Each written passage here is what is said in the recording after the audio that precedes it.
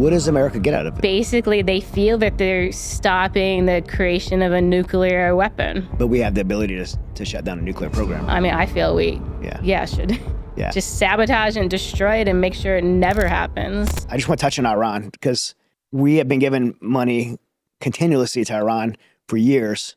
Is the money that U.S. taxpayer dollars that the White House is sending to Iran, is that making its hands in the Hamas and the terrorist attacks? Yeah, the really thing I like to tell people, at least with the Iranian dollars, because they're like, well, show me the dollar moving from the government to the terrorists. It's like, no, when you infuse a government with billions of dollars, it opens up the other cash reserves so they can better fund Hamas, Hezbollah, Houthis, et cetera. It's just business, right? You can reallocate money. Yeah, they have more money. And that's the part that people get lost on, right? They want you to see the dollar bill moving. And it's like, come on, guys, like be practical. All these groups have grown. Their capabilities have grown. Their access to weapons have grown. And it's because Iran had billions of dollars from our government. And it's an appeasement thing we do because of the nuclear program, instead of just ending the nuclear program so we don't have to give them any money, which is what we should do, because we're forcing the people of Iran to live under this regime because we give them so much money that people could never counter that, right? You could not come up with a resistance or rebellion in Iran that can get against $1 billion machine backed by the West. I mean, we're basically impacting the people of Iran by supporting the regime. What does America get out of it? They feel that they're stopping the creation of a nuclear weapon. But we have the ability to shut down a nuclear program. I mean, I feel we should just sabotage and destroy it and make sure it never happens. Yeah. Instead of every few months they get a little farther along. Are you joking? Yeah. It's like a bad movie. It is a bad movie. It's a terrible We're like movie. America. Who forgot that part? Yeah, exactly. Like we could, no, you're not building a nuclear weapon. Exactly. Yeah. One of the things you talked about on Sean's show that I really want you to touch on is the 8 stops that this money makes. That was really fascinating to me. And I'd love you to share how this money takes place. Yeah. So remember how I said I went backwards from AQIM receiving the money? So AQIM, from what I know, but I actually only found out about the last few shipments. So I don't know how long those shipments were going there. But from those last few, that was $100 million US dollars to AQIM, like our dollars, our taxpayer dollars. So when we did the investigation to go backwards, we're like, so how did the money, get from the plane? Yeah.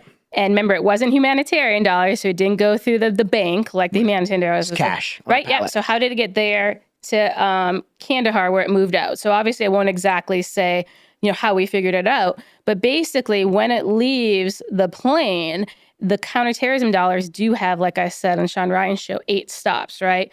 Now, I'm not sure if I can remember all the 8 stops right now, but basically the first stop is the prime minister of the Taliban, Mullah Muhammad Hassan Akhund. He's just one of those original 6 people who set up the Taliban back in the day. The number 2 is Mullah Abdul Ghani Baradar, right? Which, by the way, I'm going to make a point. Like 3 years ago, we would have killed him. Yeah. Exactly. Yeah, we're talking top 10 Taliban, right? These are U.S. targets. Yeah, like these names are known to anybody who served in Afghanistan. You would have been a CIA targeter. You'd have been putting a team on him to capture or kill him. Exactly. Okay. So the number 2 is Mullah Baradar, right? Who did the Doha deal? Obviously, he's basically the deputy prime minister of the Taliban, and he's actually one of the key people right now that are interacting with al-Qaeda, with Saif al-Adil from al-Qaeda, with the Quds Force in Iran, because the Taliban and al-Qaeda are helping supplement like fighters in Iraq and Syria for to support kind of the Hamas regional fighting efforts. So he's very involved in that, besides supporting every other terrorist group inside Afghanistan. So he's getting U.S. dollars to support all the terrorist networks in Southeast Asia and Middle East. Yes. Don't get me started. And then, I don't know the exact order. Another one of the deliveries then goes to the head of the GDI, who I told you is holding the 3 Americans. That's Wasik, again, released for Bergdahl. The next, basically, 2 go to Sirajuddin Haqqani. So one goes to his, basically, office, the Ministry of Interior, and then one goes to his residence. And again, Rashida Khani is wanted on the FBI most wanted list for $10 million. So this is also a sanctions violation, right? That the U.S. could be charged for. He's still on the FBI most wanted list? And he has sanctions against him. Actually, Mullah Mohammed Hassan Akhund, the number one, has sanctions. Mullah Barader has sanctions. Wasik has sanctions. And Siraj-ad-Din Haqqani. So we're sending cash to all four of them.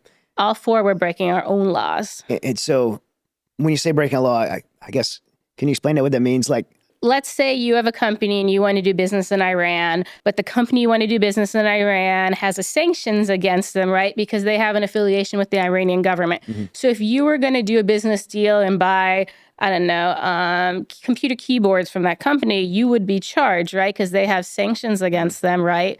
And the U.S. government deemed that's dangerous if you do business with them. So these people have sanctions against them, which means U.S. persons cannot do business with them, which also means the U.S. government can't do business with them. The interesting part is I've seen no waivers put into place for us to give money, let's say, to the Haqqanis, because also the Haqqani network is a designated terrorist organization. But one of the greatest examples of a sanctions violation that is chargeable is the Taliban made new currency. I don't know if you've seen it, right? They have Gulager's name on it, and they put a little more imposture. That was in English. Yeah. They printed that in Poland.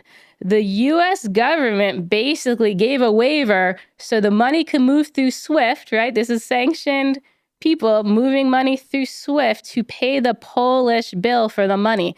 Completely against the law. It's against U.S. law. It's against, EU law. So again, there's actually cases we can charge against our own government for this. So yeah. So who's responsible for would be the DOJ? So the DOJ Treasury Department is who puts sanctions in place. Okay. And then Treasury Department should say this is a sanctions violation and then get the appropriate, it would be probably some sort of district attorneys to say, yes, we would charge X, Y, and Z in our federal court or whatever. Yeah. Wow. So then basically, those are the Taliban deliveries, and I hope I didn't miss anyone in Taliban. Then the money goes, so that's all kind of in Kabul. Right. Then the money moves to Kandahar, and this is where I found my AQI money. And when the money moves to Kandahar, it goes to the head of the Taliban, but then it goes to al-Qaeda. So there's basically a delivery to the head of the Taliban, Hibatullah Akhundzada, and then it goes to Saif al-Adil, right, who's basically running the external operations of al-Qaeda, and he's planning the U.S. Homeland-Attack. And then the last delivery goes to the bin Laden family household, where basically 3 of bin Laden's sons live. And it's crazy. So what's the bin Laden's role in terrorism right now? I mean, obviously, the father being Osama bin Laden, the three sons, right? Mm-hmm. Are they retaliatory for what happened to the father? Yeah, so at least the U.S. Homeland plot that Saif al-Adil is planning, it's directed by Hamza bin Laden, and it's the plot in honor of his father. And so he has a plot to attack the United States in retaliation for us killing Osama, and we're sending him money. Yes. Yeah. Because we don't follow our own money and watch where our money goes, and we send it in U.S. dollars. And then, so they basically say, oh, well, we don't know where the money went. Well, people found it out. It's not that hard to follow. No. Vehicles moving large chunks of U.S. dollars from an airport. Yeah. Wow. Is that all 8? Yeah, that's enough. Yeah, I think that we got all 8. Yeah, I'm just trying to take it all in because that's just so disturbing to me, and injustice in general, like especially with stuff like this. This is, I mean, a lot of people throw the word treason around.